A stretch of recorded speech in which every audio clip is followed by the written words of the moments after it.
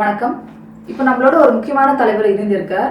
அது வேற யாரும் இல்லைங்க, தமிழ் தேசிய விடுதலை இயக்கத்தின் பொதுச் செயலாளர் தோழர் தியாகு அவர்கள் தான் இப்போ நம்ம பேச போகிறோம். வணக்கம் ஐயா. வணக்கம். மிக்க நன்றி நம்ம நிகழ்ச்சியில் இணைந்திருக்கிறதுக்கு. இப்போ வந்து எலெக்ஷன் முடிஞ்சு சிஎம் விஜய் அவர்கள் முதலமைச்சர் அப்படிங்கிறது உறுதியாயிடுச்சு. இப்போ இதை வந்து மக்கள் வந்து எப்படி பார்க்குறாங்க? நடிகர் விஜய் முதலமைச்சராக ஆனதை மக்கள் எப்படி பார்க்குறாங்க?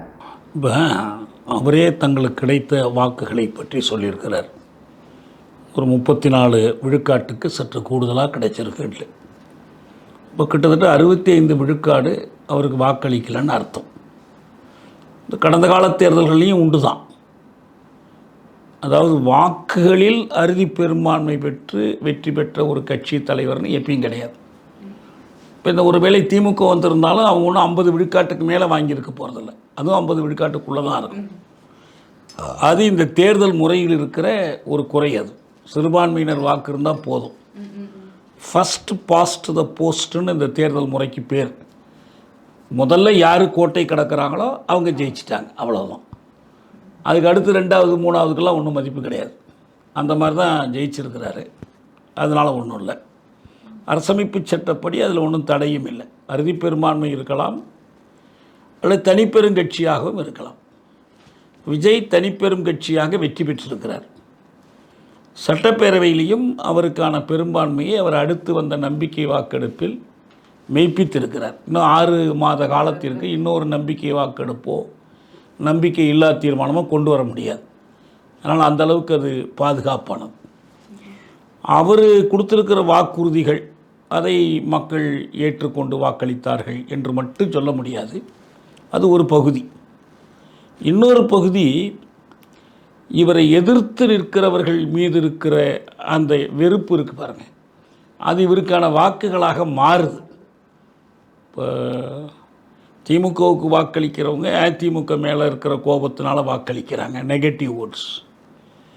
அதிமுகவுக்கு வாக்களிக்கிறவங்க திமுக மேலே இருக்கிற கோபத்தினால வாக்களிக்கிறாங்க. அதனால தான் கடந்த காலத்தில் பெரும்பாலும் 5 ஆண்டுக்கு ஒரு முறை மாறிக்கிட்டே இருக்கும். அது காரணம் என்னென்னா இப்படி தான். இப்போ கேரளாவில் அப்படி தான். இடது முன்னணியா ஐக்கிய ஜனநாயக முன்னணியானா 5 ஆண்டுக்கு சென்ற முறை மட்டும்தான் ஒரு முறை நீடிச்சுது. இங்கே ஜெயலலிதா இருக்கிற காலத்தில் ஒரே ஒரு முறை நீட்டிச்சாங்க. மற்றபடி மாறி மாறி தான் வரும். இப்போ இந்த ரெண்டும் அல்லாத ஒரு 3வது சக்தியாக விஜய் வந்திருக்கிறார். திமுக அதிமுக அல்லாத ஒரு 3வது சக்தி. ஆனால் ஒரு 3வது சக்தி என்பதற்கான இந்த 2 கட்சிகளிடமும் இல்லாத கொள்கைகள், பார்வைகள், திட்டங்கள் எதுவும் இருக்கிறது மாதிரி தெரியல. ஏன்னா அதிமுக என்னென்ன வாக்குறுதிகள் கொடுக்குதோ அதுதான். அவங்க 2000னா நீங்கள் 2500, அவங்க ஒரு இலவசம் கொடுக்குறோன்னா நாங்கள் இன்னொரு இலவசம். இப்படி தான் அந்த வாக்குறுதிகள் அமைஞ்சிருக்கு. அடிப்படை பார்வை இந்திய அரசு தொடர்பாக இந்திய அரசமைப்பில் ஒரு மாநில அரசினுடைய பங்கு என்ன, அது எப்படி பார்க்குறாங்க என்ற தெளிவோடு எல்லாம் இது நடக்கலை. அதனால் பொறுத்திருந்து பார்த்தா தான் தெரியும் இதை எப்படி சமாளிக்க போகிறாங்கங்கிறது.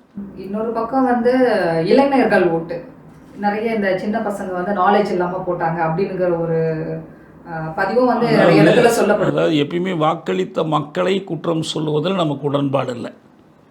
இளைஞர்கள் தெரியாதனமாக போட்டாங்க, முட்டாள்தனமாக போட்டாங்க, தற்கொலைத்தனமாக போட்டாங்க அப்படின்லாம் இல்லை.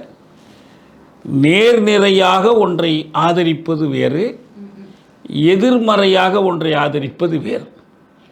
ஆனால் ஒரு காரணம் இருக்குது. அந்த காரணம் அவர்களுக்கே விளங்காத காரணமாக கூட இருக்கலாம்.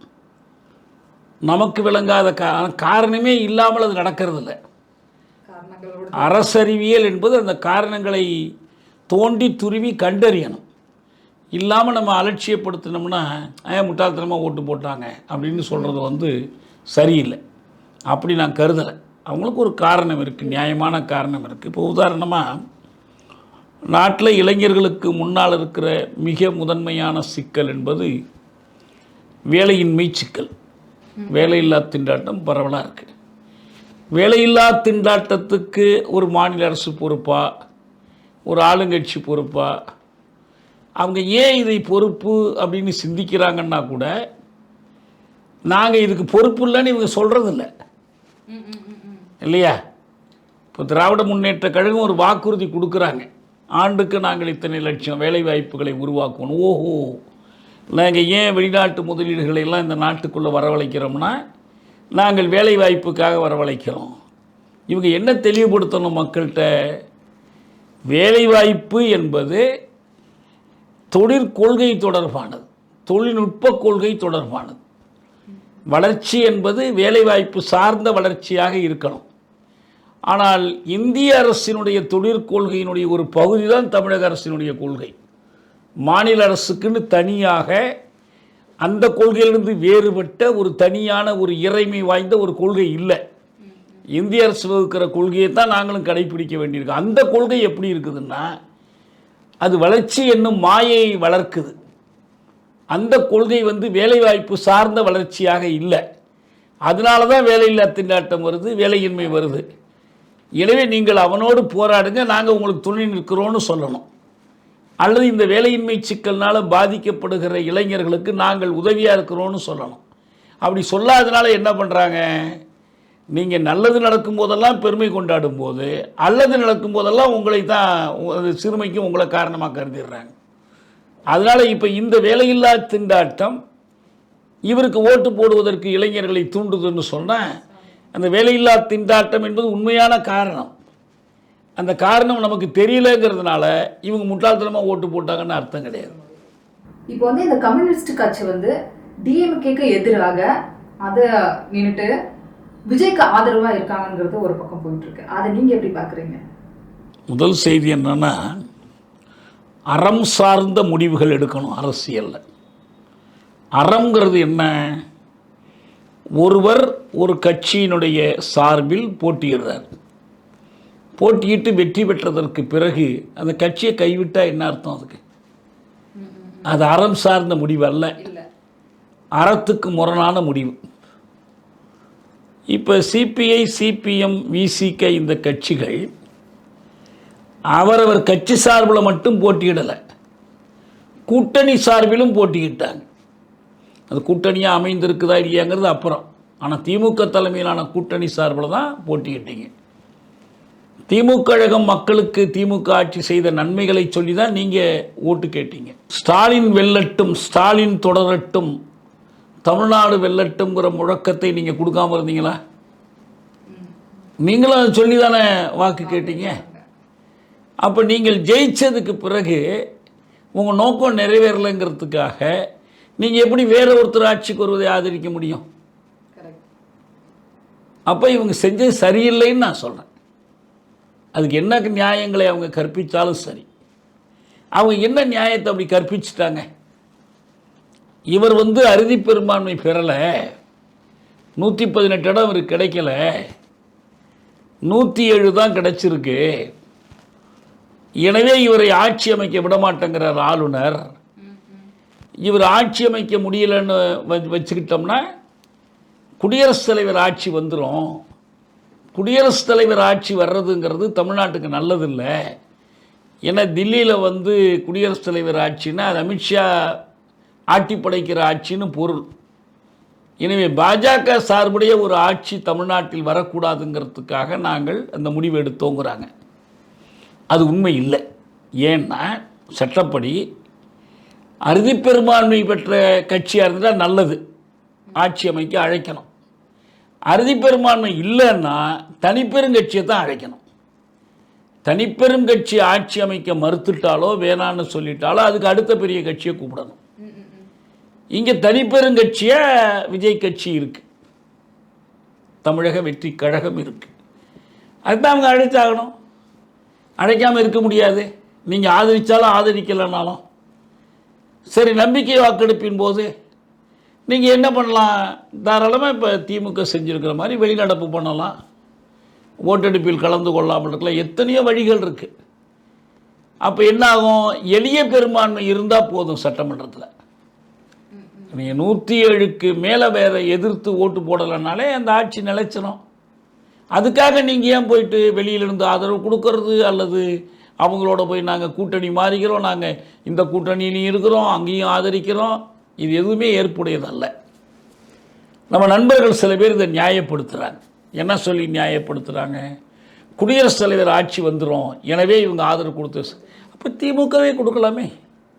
திமுகவே நாங்கள் வந்து விஜயோ தமிழக வெற்றி கழகத்தையோ ஒத்துக்கொள்ளலை, நாங்கள் வேறு ஒரு கூட்டணி வச்சோம், அவர் வந்து விஜயை முதல்வராக்குவோம்னாங்க, நாங்கள் ஸ்டாலினை முதல்வராக்குவோம்னா. ஆனால் குடியரசுத் தலைவர் ஆட்சி வரக்கூடாதுங்கிறதுக்காக நாங்கள் ஆதரவு கொடுக்குறோம். நாங்கள் அந்த மந்திரி சபையில் பங்கேற்க மாட்டோம், அவங்களுடைய கொள்கைகளுக்கோ நடைமுறைகளுக்கோ நாங்கள் பொறுக்கேற்ற மாட்டோம் என்று திமுகவுக்கு அக்கறை இல்லையா தமிழ்நாட்டில் குடியரசுத் தலைவர் ஆட்சி வரக்கூடாதுங்கிறதுல? அப்போ நீங்கள் இந்த கூட்டணி மொத்தமாக அப்படி ஒரு முடிவு எடுக்கலாமே. இந்த கூட்டணியை நோக்கி இவங்க கேட்டாங்களாங்கிறேன். சிபிஐ சிபிஎம்மோ விடுதலை சிறுத்தைகளோ ஸ்டாலின்கிட்ட போய், ஐயா நாம் எல்லாரும் சேர்ந்து இதை ஆதரிச்சிட்டோம்னா குடியரசுத் தலைவர் ஆட்சி வர்றதை தவிர்த்துடலாம், அதுக்கப்புறம் நம்ம போராட்டம் எதுவும் நடத்திக்கலாம். ஏன்னா மக்கள் தீர்ப்பு அங்கே தான் இருக்குது. கட்டளை வந்து நமக்கு கொடுத்ததை விட அதிகமான வாக்குகள் அவருக்கு தான் கொடுத்துருக்குறாங்க என்று வாதிடலாமே. அதனால் இவங்க செய்தது தவறு. காங்கிரஸுக்கும் இவங்களுக்கும் எங்கே வேறுபாடு வருதுன்னா, அவங்க சொல்லிட்டு போய் செய்யலை, இதை இவங்க சொல்லிட்டு செய்கிறாங்கங்கிறது தான். நீங்கள் சொல்லிவிட்டு செய்தாலும் சொல்லாமல் செய்தாலும் இரண்டகம் தான். இந்த கட்சிகள் வந்து மக்கள் தங்களுக்கு அளித்த கட்டளைக்கு இரண்டகம் செய்திருக்கிறார்கள் என்பதுதான் உண்மை. இப்போ அடுத்த ஐயா, இப்போ வந்து சிஎம் விஜய் வந்து சிவி சண்முகம் அவருக்கு வீட்டுக்கு போயிட்டு சந்திச்சிருக்காங்க. இதை பற்றி திரு உதயநிதி ஸ்டாலின் அவர்கள் என்ன சொல்லியிருக்காங்கன்னா, இது வந்து ஒரு குதிரை பேரம் அப்படிங்கிற ஒரு விஷயத்தை வந்து வெளிப்படையாக வந்து பேசியிருக்காங்க, அவர் வெளிப்படையாக சந்திச்சிருக்காங்க. இதை பற்றி நீங்கள் என்ன நினைக்கிறீங்க? விஜய் வந்து ஒரு கட்சி ஆரம்பித்தார், தமிழக வெற்றி கழகம்னு. அந்த கட்சியினுடைய கொள்கைகள் சிலவற்றை அவர் முன்வைத்து, இந்த கொள்கைகளுக்கு ஏற்ற மாதிரி ஒரு கூட்டணி சேர்ந்துக்கிறோம், அமைச்சர் பதவியில் இடம் கொடுக்குறோம், ஆட்சியில் கொடுக்குறோம் அப்படிலாம் அறிவிக்கலை. ஒரு சினிமா கம்பெனி தொடங்குற மாதிரி கட்சி தொடங்கியிருக்கிறார். ஒரு பிரைவேட் கம்பெனி, அது ஒரு படம் எடுக்கிறதுக்கு உதவி பண்ணும், அவ்வளோதான். அதுபோல் இங்கே ஒரு தடவை முதலமைச்சர் ஆகிறதுக்கு அதுக்கான திட்டம். ஏன்னா இவர் விக்கிரவாண்டி மாநாட்டில் நாங்கள் வந்து கூட்டணி சேருங்க, நாங்கள் ஏற்றுக்கிறோம் அப்படின்னு சொல்லும்போது அதுக்கு என்ன நிபந்தனைகள் விதித்தார்? இல்லை, எங்களுக்கு வந்து அரசியல் எதிரி திமுக, கொள்கை எதிரி பாஜகன்னு சொன்னார். இவர் கட்சி தொடங்கிய பிறகுதான் 2024 நாடாளுமன்ற தேர்தல் வந்தது. அந்த தேர்தலை இவங்க போட்டி போடலை. சரி, கட்சி இப்போ தான் ஆரம்பிச்சிருக்கிறோம், நம்ம அந்த கட்டமைப்புகள்லாம் ஏற்படுத்துவதற்கு காலதாமதமாகுது என்று கருதலாம். ஆனால் அரசியலுக்கு வந்தாச்சுல்ல. அப்போ 2024 தேர்தல் மிக முக்கியமான ஒரு தேர்தல். ஏன்னா 2014 2019 வெற்றி பெற்ற நரேந்திர மோடி 3வது முறை ஆட்சிக்கு வர விரும்புகிறார். அவர் சும்மா மட்டும் ஆட்சிக்கு வர விரும்பலை. 400 இடங்களுக்கு மேல் எங்களுக்கு மட்டும் நீங்கள் கொடுங்க, பார்லிமெண்ட்டில் பேசுகிறார். நாங்கள் ஒரு 1000 ஆண்டுக்கு நிலையான அமைப்பை ஏற்படுத்துகிறோம். என்ன 1000 ஆண்டு நிலையான அமைப்பு? யார் மோடி? ஆர்எஸ்எஸ்காரர் அவர். ஆர்எஸ்எஸ் தான் அவரை இந்த பதவியில் கொண்டு வந்து உட்கார வச்சிருக்கு. ஆர்எஸ்எஸ் கட்டளைப்படி அவர் செயல்படுறார். ஆர்எஸ்எஸ்ஸினுடைய நோக்கம் என்ன? இந்தியாவை இந்து ராஷ்டிரமாக மாற்றுவது. அப்போ இந்து ராஷ்டிரமாக மாற்றுவதுகின்ற அந்த கட்டமைப்பை தான் அவர் சொல்கிறார். ஏற்கனவே நாடாளுமன்றத்தில் அதிக உறுப்பினர்கள் உட்காருவதற்கான ஒரு கட்டடத்தை கட்டிக்கிட்டு வர்றாங்க. காஷ்மீர் தொடர்பாக அவங்களுடைய தனி அதிகாரங்களை நீக்கம் செஞ்சுருக்கிறாங்க. ஒவ்வொரு நடவடிக்கையாக அவங்க எடுத்துக்கிட்டு போகும்போது இதெல்லாம் தெரிஞ்சிருக்கணும் ஒரு கட்சி தொடங்குறவருக்கு, கட்சியினுடைய தலைவருக்கு. அந்த 2024 தேர்தலில் இந்த இந்தியா கூட்டணி, தமிழ்நாட்டில் திமுக தலைமையிலான கூட்டணி, இவர்கள் மட்டுமல்ல, நாடெங்கிலும் இருக்கிற மனித உரிமை ஆர்வலர்கள், சமயச்சார்பின்மை கொள்கையில் நம்பிக்கை கொண்டவர்கள், மோடி வருவது ஆபத்துன்னு கருதி அவங்க ஒரு முழக்கம் கொடுத்தாங்க. மீண்டும் வேண்டும், மீண்டும் மோடி, வேண்டும் மோடின்னு கொடுத்தாங்க. இப்போ நம்ம திருப்பி சொன்னோம், மீண்டுமா மோடி, வேண்டவே வேண்டாம் அப்படின்னு சொன்னோம். தேர்தல் பிரச்சாரத்திலே இவர் என்ன பேசினார்? உங்கள்கிட்ட இருக்கிற மாடு, கண்ணுக்குட்டி, நிலம் எல்லாத்தையும் முஸ்லீம்கள்கிட்ட இவங்க கொடுத்துட போகிறாங்க, நீங்கள் கழுத்தில் போட்டுக்கிற தாலியை கூட அறுத்து கொடுத்துருவாங்க. மோடி பேசின பேச்சு இது. தேர்தல் பிரச்சாரத்தில் எல்லாம் பேசுகிறார். இப்படி ஒரு ஆபத்தான ஒரு ஆட்சி இந்தியாவில் வர இருக்கிற போது விஜய் என்ன நிலை எடுத்தார்? அவர் கட்சி என்ன நிலை எடுத்தது? அவர் யாருக்கு ஓட்டு போட்டிருப்பார் நான் யோசிக்கிறேன். அவருடைய ரசிகர்கள் யாருக்கு ஓட்டு போட்டாங்க? அப்பயே விஜய் மக்கள் இயக்கம்லாம் வச்சுருந்தாங்கல்ல, கட்சியை தொடங்கிட்டாங்க. அப்போ தமிழக வெற்றி கழகம் அந்த தேர்தலில் யாருக்கு வாக்களித்தது? ஒரு அறிக்கை கொடுத்தீங்களா? நாங்கள் எம்பிக்கு நிற்கலைங்க, எங்கள் வலிமை இல்லை அதனால் நிற்கலை, ஆனால் நீங்கள்லாம் மோடி எதிர்த்து ஓட்டு போடுங்க, யாருக்கு வேணாலும் போட்டுங்க என்றால் ஒரு அறிக்கை கொடுக்கலாம்ல? எதுவுமே கொடுக்கல. சரி, ஒன்று. இரண்டாவது, இப்போ அவர் கட்சி தொடங்கி வேகமாக செயல்படுகிற ஒரு காலத்தில் எல்லா தொகுதியிலையும் போட்டி, கூட்டணிக்கு யாருமே போய் சேரலை, இருந்தாலும் கவலைப்படாமல் நிற்கிறாங்க. திருப்பரங்குன்றத்தில் ஒரு பிரச்சனை வருது. திருப்பரங்குன்றத்தை அயோத்தி ஆக்குவோம் என்று பாஜகவினுடைய மூத்த தலைவர் எச் ராஜா திருப்பரங்குன்றம் மண்ணில் நின்று பேசுகிறார். அயோத்தி ஆக்குதல் என்றால் என்ன? பாபர் மசூதியை இடித்த மாதிரி இங்கே சிக்கந்தர் தர்காவை இடிக்கிறதா? அவர் சொல்கிறார் அப்படியே தூக்கி கொண்டு வேறு இடத்துல வச்சிடலாங்கிறார் சிக்கந்தர் தர்காவை. அப்போ ஒரு அளவை கல் இருக்கிற ஒரு இடத்தை பயன்படுத்தி கொண்டு அதுதான் தீபத்தூண் என்று ஒரு நீதிபதியிடம் ஒரு தீர்ப்பை வாங்கி அதை ஒட்டி ஒரு மதக்கலவரத்தை ஊட்டி அந்த மதக்கலவரத்தின் அடிப்படையில் அரசியல் செய்ய பாஜக முயல்வது எல்லாருக்கும் தெரியுது. விஜய்க்கு மட்டும் ஏன் தெரியல? ஏன் அவங்க கட்சிக்கு தெரியல? அதுக்கிட்ட ஒரு நிலைப்பாடுமே எடுக்கலையே. இல்லை அங்கே போய் சேர்ந்தா பலன் இருக்குமா, ஆதாயம் இருக்குமா, ஆதாயம் இருக்காதான்னு கவலைப்பட்ட காங்கிரஸ் கட்சி ஒரு நிலைப்பாடு எடுத்துச்சா? காங்கிரஸ் கட்சி வேணுங்கிறதுக்காக இவங்க ஏதாவது நிலைப்பாடு எடுத்தாங்களா? இல்லையே. அப்போ என்ன அர்த்தம்? விஜய்க்கு உண்மையான நேர்மையான பாஜக எதிர்ப்பு கொள்கை இல்லை, வகுப்பாத எதிர்ப்பு கொள்கை இல்லை. இன்னும் சொல்ல போனால் இவருடைய வருமான வரி சிக்கல் மற்ற வகையான சிக்கல்களை பயன்படுத்தி கொண்டு இவரை கொண்டு ஒரு கட்சி தொடங்கி தமிழ்நாட்டில் திராவிட இயக்கங்களை ஒழித்து கட்டக்கூடிய ஒரு நோக்கத்தை நிறைவேற்றி கொள்ள பாஜக முயற்சி பண்ணுது. ரஜினியை இறக்கிறதுக்கு முயற்சி பண்ணாங்க, அவர் பொய்யான்னு அவர் பயந்து ஓடிட்டார் பின்னால். அப்போ ரஜினியினுடைய இடத்துல விஜயை கொண்டு வர பார்க்குறாங்க. குறைந்தது அவரால் என்ன செய்ய முடியும்னா திமுகவுக்கு வலுவாக கிடைக்கக்கூடிய சிறுபான்மை வாக்குகளை கலைத்து எடுத்துடலாம், திமுக ஆளுங்கட்சியிலேருந்து இறக்கிடலாம். ஏற்கனவே அண்ணா திமுக சிதைந்து போய் கிடக்கு, அவங்களுக்கு எல்லாத்துக்கும் டெல்லிக்கு அடிமை மாதிரி அமித்ஷா திமுக மாதிரி தான் இருக்குது, அண்ணா திமுகவாக இல்லை. இதெல்லாம் கணக்கு இருக்குது. அதனால் விஜய்க்கு ஒரு கொள்கை நிலைப்பாடு எதுவும் இல்லாமல் இருக்கும்போது என்ன நம்ம எதிர்பார்க்கறது? ஆட்சியில் போய் இவர் என்ன செய்ய போகிறான்னு.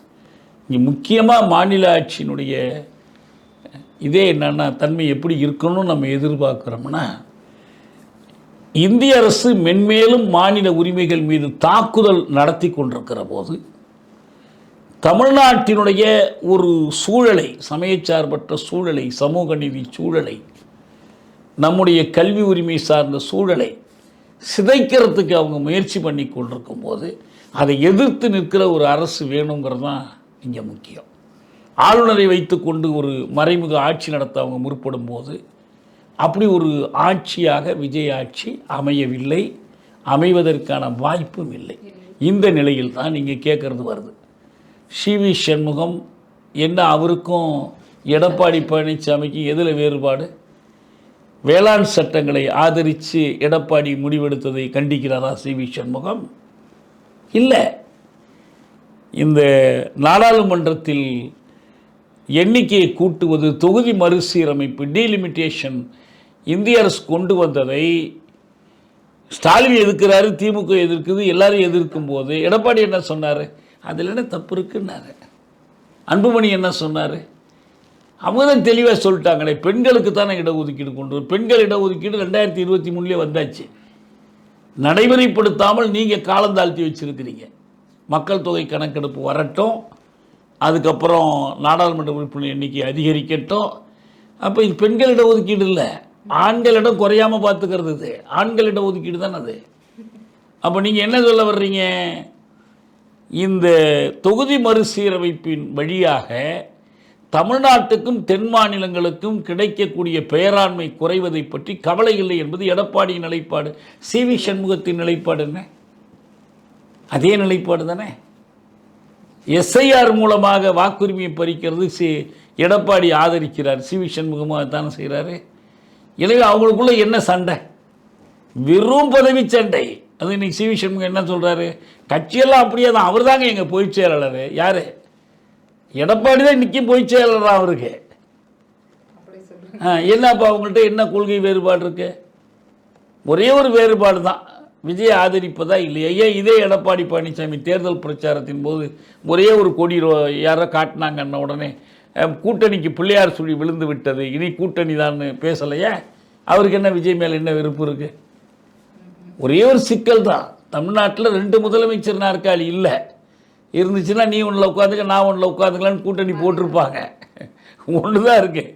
அதனால தான் யார் முதலமைச்சருங்கிறது தான் அவங்களுக்குள்ள சிக்கலே. அதுதானே வந்துச்சு உங்களுக்கு. அப்போ இவங்களுக்கு என்ன வேறு என்ன வேறுபாடு இருக்குது? ஒன்றும் கிடையாது. இப்போ ஆட்சிக்கு வந்துட்டார் விஜய், அவர் கையில் அதிகாரம் இருக்குது. இவங்களுக்கு மந்திரி பதவியில் இருந்து ரொம்ப நாள் ஆயிடுச்சுன்னு ரொம்ப கஷ்டமாக இருக்குது உங்களுக்கு. அந்த பதவியில் ரொம்ப நாள் இருந்து பழக்கப்பட்டவங்க, இருந்து மட்டும் பழக்கப்பட்டவங்களா, வேறு ஏதாவது ஆதாயம் அடைந்து பழக்கப்பட்டவங்களா? இப்போ என்ன திடீர்னு வந்துடுச்சு? இவர் ஏதோ ஊழலையே ஒழிச்சு கட்ட போகிறேன், இவ்வளவு வாக்குறுதிகளை எப்படி உங்களால் நிறைவேற்ற முடியும்னா, ஏன் பணமாக இல்லை, ஊழலை தடுத்தாலே செஞ்சிட்றேன்னு சொன்னார்ல. இப்போ இவங்கெல்லாம் இவங்கெல்லாம் ஊழலை நிறுத்த போகிறா, இவங்களையெல்லாம் நிறுத்த போகிறாரு. எல்லாம் பெருச்சாலிங்க இவரெல்லாம். ஒன்றும் அதெல்லாம் கட்டுப்படுத்த தடுக்கலாம் முடியாது. அதனால் இவங்க போய் பேரம் பேசுகிறாங்க, பார்த்து பேசுகிறாங்கன்னா, இது தலைவர்களை சந்திக்கிறது மரியாதை நிமித்தம்னா ஸ்டாலினை சந்தித்தார், உதயநிதியை சந்தித்தார், வைகோவை சந்தித்தார், சீமானை கூட சந்தித்தார், எல்லாம் ரைட்டு. அந்த மாதிரி சந்தித்தா எடப்பாடி கூட நீங்கள் சந்திச்சிருக்கலாம். எடப்பாடியை சந்திப்பதை தவிர்த்து விட்டு சிவி சண்முகத்தையும் வேலுமணியும் போய் சந்திக்கிறீங்கன்னா அப்போ ஏதோ ஒரு பேரம் பண்ணுறதுக்கு தானே.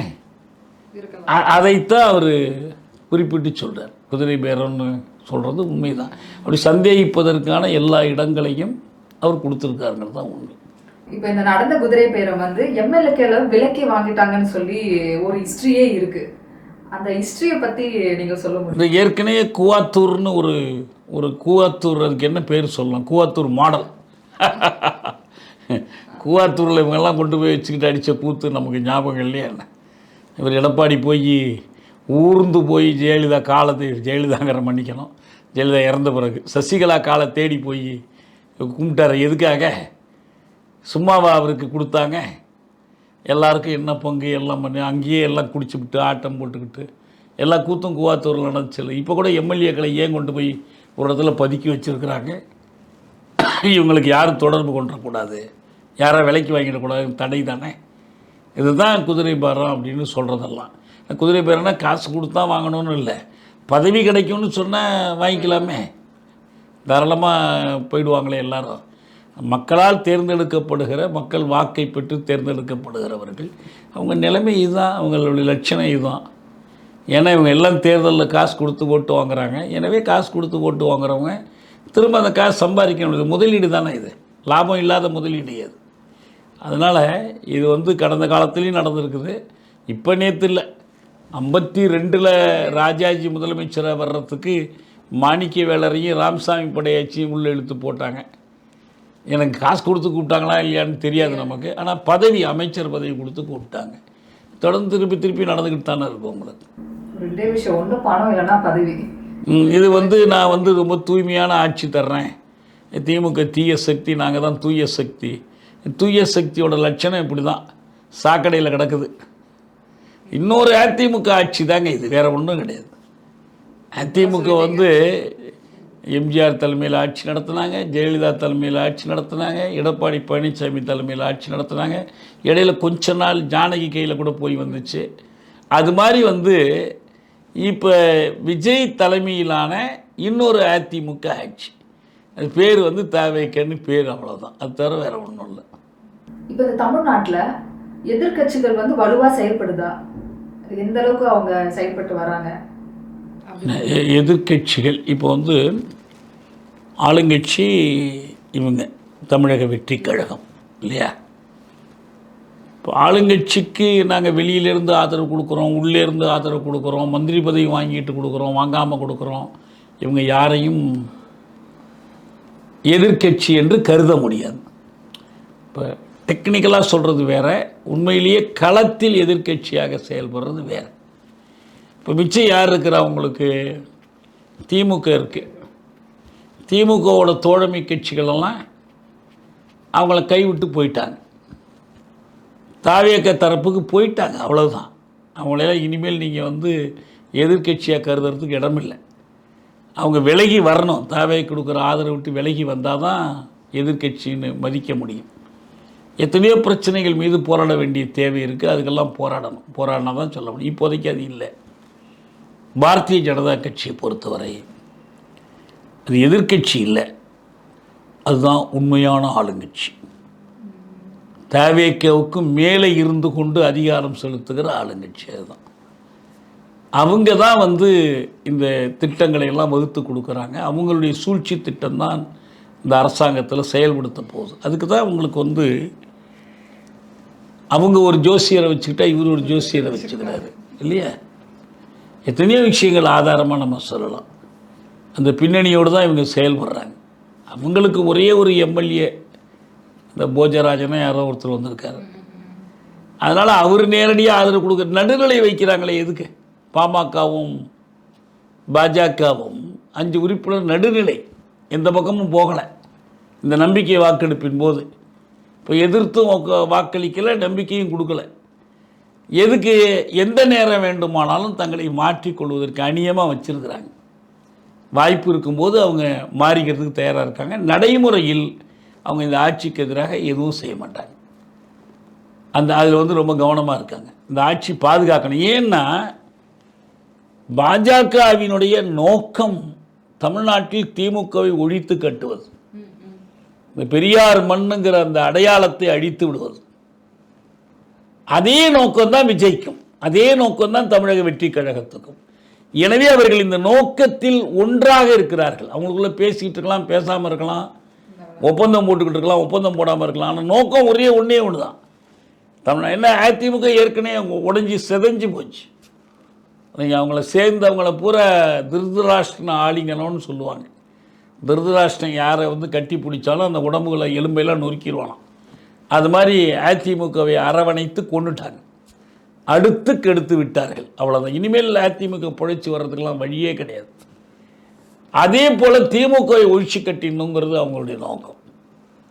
அதுக்கு திமுகவுக்குள்ளே ஆள் பிடிக்க பார்ப்பாங்க, திமுகவுக்குள்ளே ஆசையை தூண்டுவாங்க.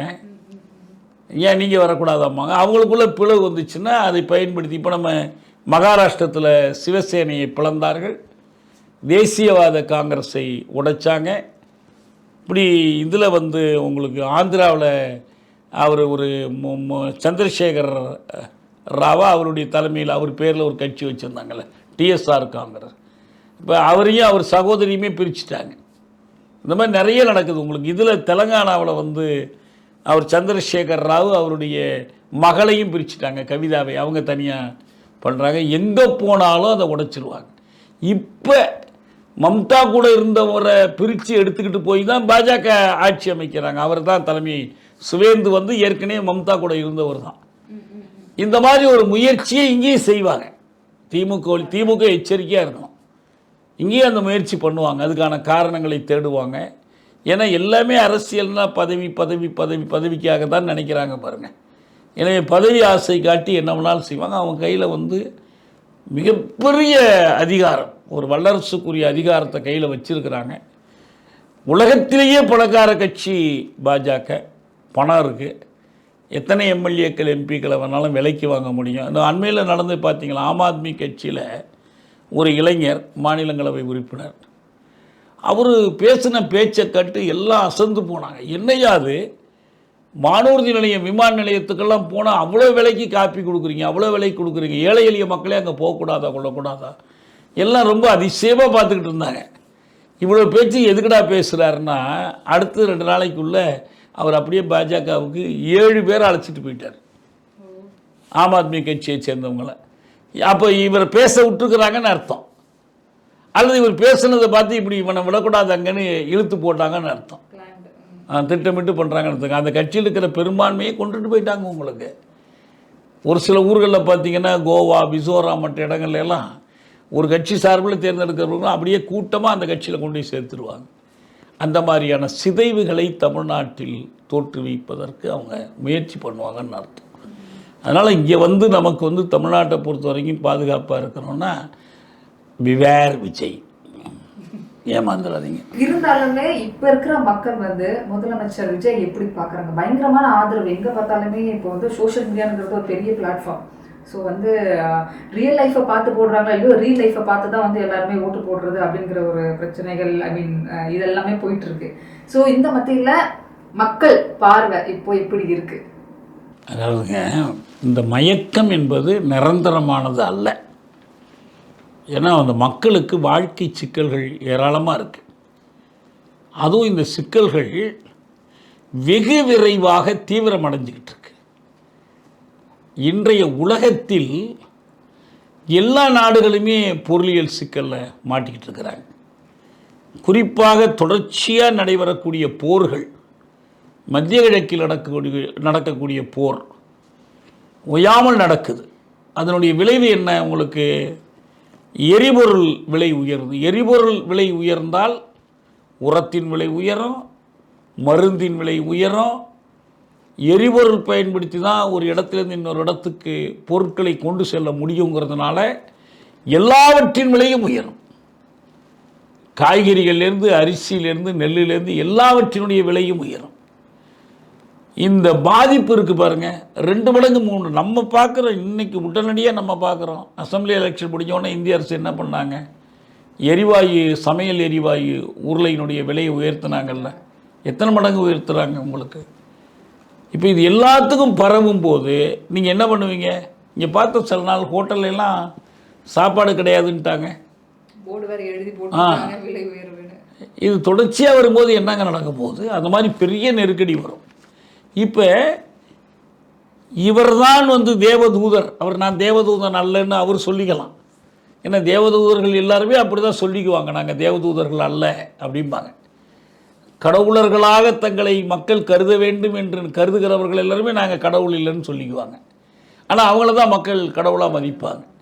அப்போ இது தேவதூதர் இவர் எல்லாத்தையும் நம்ம கொண்டு வந்து சேர்த்துருவார் அப்படிங்கிற அந்த மயக்கம் கலைந்து போகும். அப்படி கலைந்து போகிற போது எவ்வளவு இன்னைக்கு ஆதரவு இருக்கோ அவ்வளவுக்கு எதிர்ப்பாக மாறும். அவ்வளோ கடுமையான நெருக்கடி வரும். இவர் என்ன பண்ண போகிறாரு? நான் ரொம்ப கடுமையாக நடந்துக்குவேன் அவர் சொல்கிறது பூரா என்னன்னா, காவல்துறை அதிகாரிகளுக்கு கட்டற்ற அதிகாரங்களை கொடுக்க போகிறாருன்னு அர்த்தம். இப்போ அடக்குமுறை அதிகரிக்கும், புதிய புதிய படைகளை உருவாக்குவாங்க. அப்போ போராட்டங்களும் தீவிரமடையும். நீங்கள் ஒடுக்க எதிர்த்து எழும்புவாங்க மக்கள். ரொம்ப விரைவில் இதை நம்ம பார்க்க போகிறோம். ரொம்ப காலம்லாம் ஆகாது. அடுத்த 6 மாதத்துக்குள்ளேயே நீங்கள் நிறைய மாற்றங்கள் வரும். அதே போல் இளைஞர்கள் வந்து அரசியலை எப்படி பார்க்குறாங்க? ஏன்னா இளைஞர்கள்ங்க, அவங்களுக்கு ஒரு முறை ஸ்டாலின் சொல்லுவார், நம்முடைய இளைஞர்களுக்கு, உழைக்கும் மக்களுக்கு அரசியல் பாடம் கற்றுக் கொடுக்கிற பயிற்சி கூடங்கள் போராட்டக் களங்கள் தான் சொல்லுவார். இப்போ சென்னை நகரத்தில் தூய்மை பணியாளர்கள் போராடினாங்க. இந்த போராட்டத்தினுடைய விளைவு என்ன தெரியும்ல? அவங்க எல்லோரும் மிகச்சிறப்பாக அரசியல் பேசுகிறாங்க, அரசியலை மிக நல்லா புரிஞ்சுக்கிட்டாங்க. தலைவர்களுக்கு சொல்லிக் கொடுக்குற அளவுக்கு அவங்கள்ட்ட அரசியல் வந்துடுச்சு. அவங்கள சிலருக்கு எழுத படிக்க கூட தெரியாமல் இருக்கும். நீங்கள் கொண்டு கொடுக்குற புத்தகங்களை படித்தெல்லாம் வரல. அது அவங்களுக்கு நடைமுறை படிப்பினை கிடைக்கிது. அது போன்ற ஒரு நிலைமை தான் இந்த நெருக்கடிகளின் விளைவாக போராட்டங்கள் வளரும்போது அந்த போராட்டங்களே நம்முடைய இளைஞர்களுக்கு, நம்முடைய உழைக்கும் மக்களுக்கான கல்வி கூடங்களாக, அரசியல் கல்வி கூடங்களாக செயல்படும். அப்போ தெளிந்த அரசியலோடு அவங்க இதுக்கெல்லாம் எதிராக போராட வருவாங்க. அது விரைவில் நடக்கும். அதனால் இளைஞர்களுக்கு இன்றைக்கி அரசியல் தெரியல அப்படிலாம் நம்ம ஒன்றும் கவலைப்பட வேணாம். அவங்க அரசியலை கவனித்து கொண்டுக்கிறாங்க. அவங்க வெகு விரைவில் இந்த அரசியலை ரொம்ப தெளிவோடு அவங்க வர போகிறாங்க. இப்போ வந்து முதலமைச்சர் விஜய் ஆட்சிக்கு வந்தோடனே எழுச்சி வந்து ரொம்பவே பாதிக்கப்பட்டிருக்குன்னு சில இடத்துல பேசப்படுது. இதை நீங்க எப்படி பாக்குறீங்க? எது பாதிக்கப்பட்டிருக்கு? அவரோட எழுச்சி.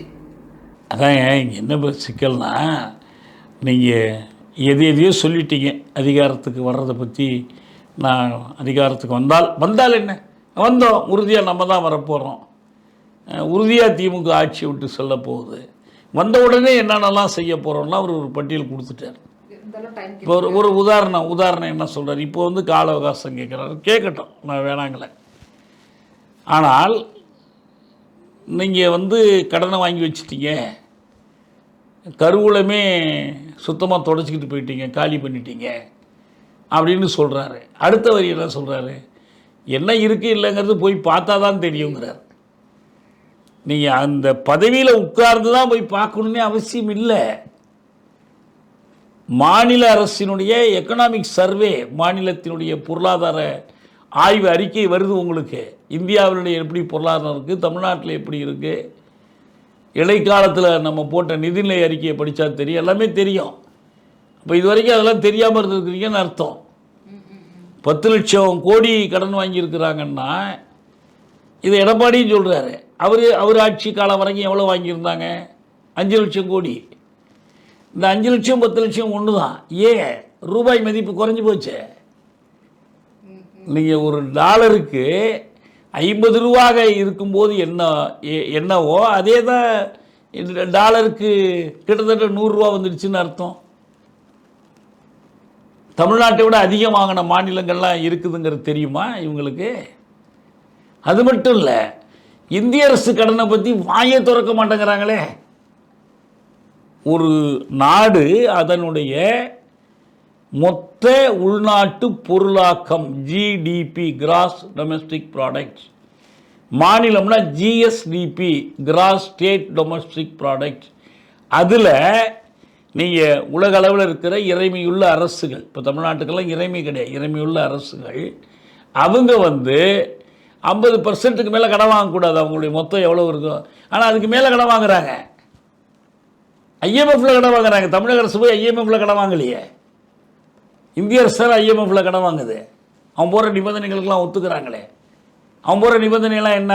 இலவச கல்வி கொடுக்காதே, இலவச மருத்துவம் கொடுக்காதே, எல்லாத்தையும் வியாபாரமாக நடத்து, இதானே அவங்க கொடுக்குற நிபந்தனைகள். அது ஏற்றுக்கிட்டு தானே செய்கிறீங்க உங்களுக்கு.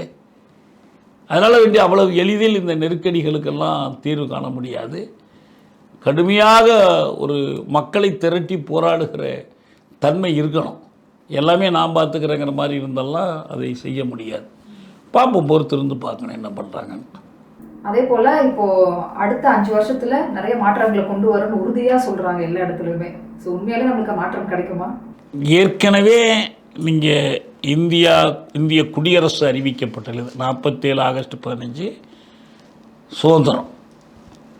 50 ஜனவரி 26 இந்திய குடியரசு அறிவிக்கப்பட்டுடுச்சு. இந்திய அரசமைப்பு சட்டம் செயல்பட தொடங்கிடுச்சு. எத்தனை 5 ஆண்டுகள் கடந்து போயிருக்கு? 5 ஆண்டு திட்டமெல்லாம் போட்டாங்க. என்ன நடந்து போச்சு? திட்டம் போட்டு வறுமையை வளர்த்தார்கள், திட்டம் போட்டு வேலையில்லா திண்டாட்டத்தை வளர்த்தார்கள், திட்டம் போட்டு சாதி கொடுமைகளை வளர்த்தார்கள். தானே செஞ்சுருக்கிறாங்க. அப்போ இந்த 5 ஆண்டு மட்டும் எப்படி மாறுபாடாக இருக்கும்? அதுக்கு அடிப்படை என்ன? அதுக்கு ஏதாவது திட்டம் வச்சுருக்கிறீங்களா? இந்த 5 ஆண்டு மிக மோசமாக இருக்கும். ஏன் தெரியுங்களா? தமிழ்நாட்டினுடைய வளர்ச்சிக்கு, தமிழ்நாட்டினுடைய வாழ்வுக்கு, தமிழ்நாட்டு மக்கள் பட்டினி இல்லாமல் வாழ்வதற்கு மிகவும் அடிப்படையானது காவிரி. காவிரி ஆற்று நீர் உரிமை நாம் ஏறத்தாழ இழந்துட்டோம். உங்களுக்கு உச்சநீதிமன்றத்தினுடைய தீர்ப்பின்படி பார்த்தீங்கன்னா சில ஆண்டுகளில் இந்த உடன்பாடெல்லாம் முடிஞ்சு போயிடும். அவன் விட்டாதான் தண்ணிங்கிற மாதிரி நிலைமை வந்துடும். ஏற்கனவே உறுதி இல்லாத நிலைமை. குறுவை போச்சுன்னா வறுமைன்னு அர்த்தம். தஞ்சாவூர் விவசாயிக்கு தெரியும். அப்போ பெரிய அளவில் உணவு பஞ்சம் வரும். நம்முடைய குடிநீருக்கும் நம்ம காவிரி தாங்க நம்பியிருக்கிறோம். நம்ம சென்னையில் குடிக்கிறோம்ல தண்ணி, இந்த வீராணம் திட்டம் போட்டாங்கல்ல, வீராணத்துக்கு எங்கேயும் தண்ணி வருது? காவிரி தண்ணி தான் வீராணம் ஏரியில் விட்டு அதுதான் இங்கே வருது உங்களுக்கு. அப்போ குடிக்கிற தண்ணிக்கு பஞ்சம் வரும். பெங்களூர் குடிநீருக்கு காவிரியில் தண்ணி எடுக்கிறதுக்கு உச்சநீதிமன்றம் ஒத்துக்கிறான். ஆனால் தமிழ்நாட்டில் இந்த காவிரி நீரை தான் நம்பி இருக்குது தமிழ்நாடு. மனிதர்களும் கால்நடைகளும் குடிக்கிற தண்ணீருக்கு இதுதான் நம்பி இருக்குது. அதை கணக்கில் எடுத்துக்க மாட்டாங்கிறான். கர்நாடகத்தில் இருக்கிற நிலத்தடி நீர் அவங்க கணக்கிலே வர்றதில்லை. ஆனால் தமிழ்நாட்டில் 10 TMC நிலத்தடி நீரை நான் கணக்கில் எடுத்துக்கிறேன், எனவே நான் அதையும் சேர்த்து தான் தமிழ்நாட்டோட பங்கை கணக்கிடுவேங்கிறான். எங்கே போகிறது? நம்ம அரசமைப்பு சட்டப்படி இதற்கென்று உருவாக்கப்பட்ட தீர்ப்பாயம் அதனுடைய முடிவை ஒதுக்கி வச்சுட்டு உச்சநீதிமன்றம் தனியாக ஒரு முடிவை கொடுக்குறான். இதெல்லாம் எப்படி இந்த பிரச்சனையெல்லாம் தீர்க்க போகிறாங்க? இப்படி நிறைய பட்டியலிட்டு சொல்லலாம். இப்போ தொழிற்சாலைகள், முதலீடுகள், வேலை வாய்ப்பெல்லாம் சொல்கிறாங்க. சாம்சங் போராட்டத்தின் போது என்ன நடந்துச்சு? இந்திய அரசு கொண்டு வந்திருக்கிறாங்க 4 தொழிலாளர் விரோத சட்டங்களை. அதை எதிர்த்து தடுத்து நிறுத்தி தொழிற்சங்க உரிமைகளை பாதுகாக்க போகிறீங்களா? திமுக ஆட்சியே செய்யலையே, நீங்கள் என்ன செய்ய போகிறீங்க? அவங்க சாம்சங் நிர்வாகம் சொல்கிறது தானே திமுக ஆட்சி நியாயப்படுத்தினாங்க. வேலை நேரத்தை 8 மணி நேரத்துலேருந்து 12 மணி நேரமாக நீட்டுவதற்கு ஃப்ளெக்சிபிலிட்டி ஆஃப் ஒர்க்கிங் ஹவர்ஸ், அப்போ தான் பாக்ஸாக நீங்கள் கம்பெனி நடத்துவான்னு தங்கம் தென்னரசு விளக்கம் கொடுத்தாருல. நீங்கள் என்ன பண்ண போகிறீங்க? வேறு கொள்கை ஏதாவது வச்சுருக்கீங்களா? வேறு தொழிற்கொள்கை, தொழிற்சங்க கொள்கை வச்சுருக்கிறீங்களா? நிறைய பட்டியலிட்டு கொண்டே போகலாம். உங்களுக்கு என்ன வேலைவாய்ப்பு சார்ந்த வளர்ச்சி கொள்கை என்ன இருக்குது? ஒன்றுமே கிடையாது. அதனால் இவ்வளவு இருக்கிறதுனால இதுவரை வைந்த 5 ஆண்டுகளை காட்டிலும் இந்த 5 ஆண்டுகள் படுமோசமான ஆண்டுகளாக இருக்கும். அதுக்கு நேராக இவர் தான் பொறுப்புன்னு நான் சொல்லலை. ஆனால் நான் பொறுப்பு ஏற்றுக்கிறேன்னு வந்திருக்கிறீங்கல்ல, அது பொய்யாகி போயிடும்ல உங்களுக்கு. இவங்க நம்பி இருந்தவங்க, ஐயோ இவரால் முடியுதப்பா, நான் ஒன்றும் தேவதூதன் இல்லைன்ட்டாரு, எனக்கு கால அவகாசம் கொடுங்கன்னா எத்தனை வருஷத்துக்கு? இந்த 5 வருஷம் கழித்து இதை தான் சொல்ல போகிறாங்க, அவகாசம் கொடுங்கன்னு தான் சொல்ல போகிறாங்க. ஆனால் 5 வருஷத்துக்குள்ள அந்த ஆட்சி நிலைக்கும்லாம் நம்பாதீங்க. அப்படிலாம் நான் நம்பலை. ஏற்படுகிற நெருக்கடி பொருள் இன்னொன்று சிக்கல்லாம் இருக்குது. தமிழ்நாட்டை தமிழ்நாடாக விட்டு வைப்பான RSSம் பிஜேபியும் சந்தேகம். அவனுக்கு மொழி வழி மாநில அமைப்பை குலைத்து விடுவது அவனுடைய திட்டம். இதை 3 நாளாக உடைச்சி போட்டால் நல்லதுன்னு நினைக்கிறான். அப்படிதாவது தமிழ்நாடு தனக்கு காட்டக்கூடிய எதிர்ப்பை சமாளிக்கணும்னு அவன் நினைக்கிறான். அதனால் இவ்வளவு நெருக்கடிகள் இருக்குது. சாதாரண நெருக்கடிகள், ஏதோ ஒரு மாநில அரசு, ஒரு முதலமைச்சர் பார்த்து தீர்த்து வைக்கக்கூடிய நெருக்கடிகள் என்று கருத வேண்டாம். ஆனால் மிக மோசமாக இருக்கும். 5 வருஷத்துக்கு இப்படி நீடிக்குது என்று வைத்து கொண்டால் கூட அது ரொம்ப மோசமாக இருக்கும். உண்மையாகவே இந்த மாற்றங்கள் நீங்கள் சொன்ன மாதிரி என்னென்ன மாற்றங்கள் நடக்குது, என்ன நடக்காமல் போகுது அப்படிங்கிறத நம்ம கூடி சீக்கிரமே பார்க்க போகிறோம். உண்மையாலே ரொம்ப அழகான விளக்கம் கொடுத்தீங்க. இதை மக்களுக்கு கண்டிப்பாக போய் சேரும்னு சொல்கிறேன். ரொம்ப நன்றி. நன்றி.